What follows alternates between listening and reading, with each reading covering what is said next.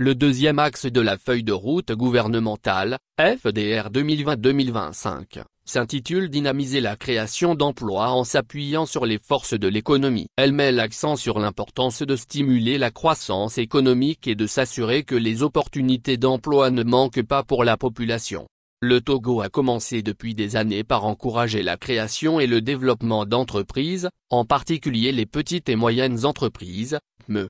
Le gouvernement leur fournit un soutien financier, technique et réglementaire. Durant toute l'année 2023, le Centre de formalité des entreprises, CFE, a enregistré la création de plus de 15 000 nouvelles entreprises, contre plus de 13 800 en 2022.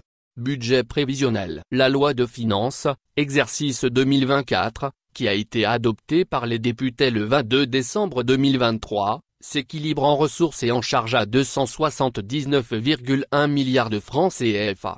Première fois de l'histoire du Togo, ce budget dépasse la barre des 2,000 milliards de francs. Comparé à 2023, le budget 2024 connaît une augmentation de 10,3%. Pour une bonne poursuite de l'exécution de la feuille de route gouvernementale, l'Assemblée nationale a donné quitus au gouvernement de percevoir les impôts directs et indirects, les droits, les taxes et les redevances au profit de l'État, des collectivités territoriales et des autres organismes publics, effectuer tous les tirages d'emprunts destinés au financement des investissements, mobiliser les dons projets et les dons programmes, mais aussi procéder, sur les marchés monétaires et financiers, à toutes les opérations requises pour la gestion de la trésorerie de l'État.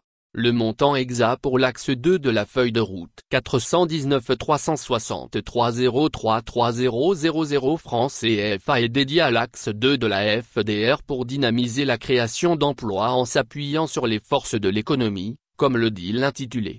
En 2024, des crédits de 669,2 milliards de francs CFA sont consacrés aux secteurs sociaux, soit 48% des allocations budgétaires, explique le ministère de l'économie.